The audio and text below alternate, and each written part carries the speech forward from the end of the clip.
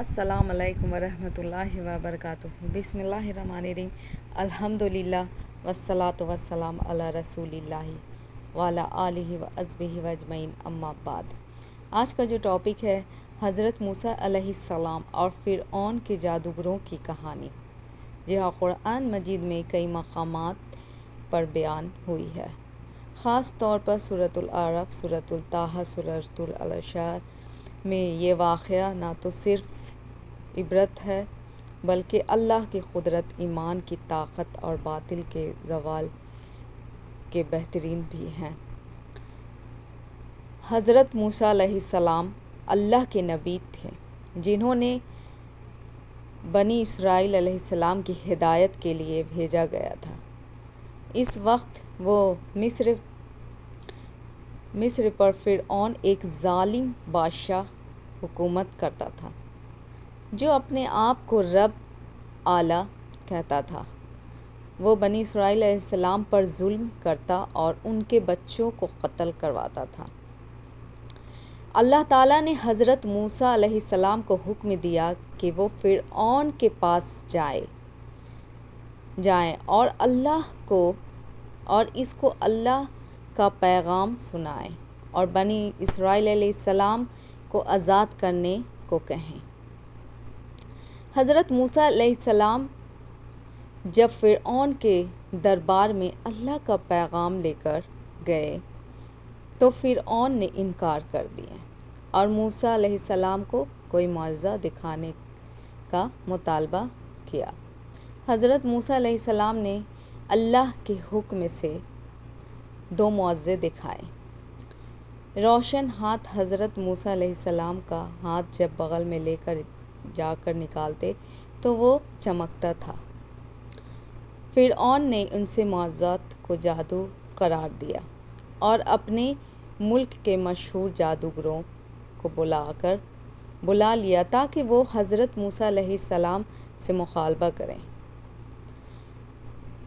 فرعون نے ملک بھر کے بڑے جادوگروں کو اکٹھا کیا اور کہا کہ اگر وہ حضرت موسیٰ علیہ السلام کو شکست دیں گے تو انہیں انعام دیا جائے گا اور دربار میں اعلیٰ مقام ملے گا۔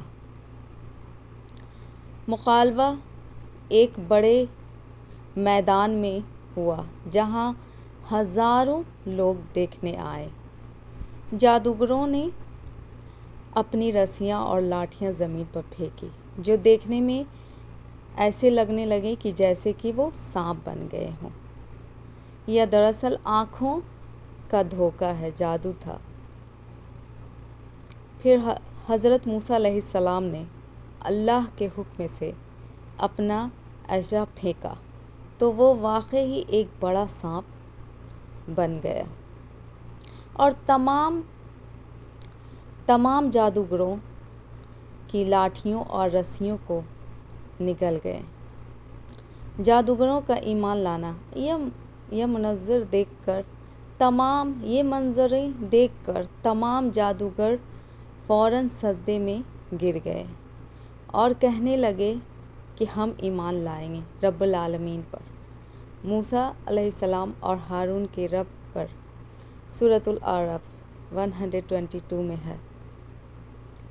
یہ جادوگر سمجھ گئے کہ موسیٰ علیہ السلام کا معجزہ جادو نہیں ہے بلکہ اللہ کی طرف سے ہے، کیونکہ وہ خود ماہر جادوگر تھے اور جانتے تھے کہ یہ انسان کا کام نہیں ہے۔ فرعون کا غصہ اور جادوگروں کی قربانی۔ فرعون کو بہت غصہ آیا اور اس نے جادوگر کو دھمکی دی کہ میں تمہارے ہاتھ اور پاؤں مخالف سمت سے کاٹ دوں گا اور تمہیں سولی پر چڑھاؤں گا۔ سورۃ الطٰہٰ میں ہے 71۔ مگر جادوگر کا ایمان اتنا مضبوط ہو چکا تھا کہ انہوں نے کہا کہ تو جو چاہے کر، ہم تو اپنے رب کی طرف رجوع کر چکے ہیں۔ اور یوں یہ جادوگر شہید ہو گئے۔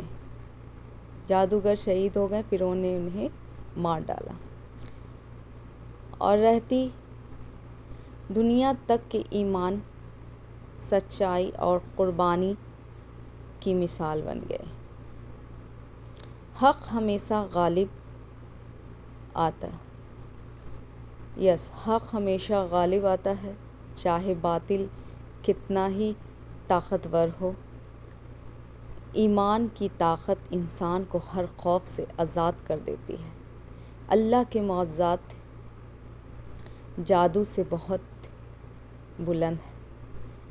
اللہ پر ایمان لانے کے لیے صادق دل سے شرط یہ چاہیے کہ پہلے انسان گمراہ ہی کیوں نہ ہو۔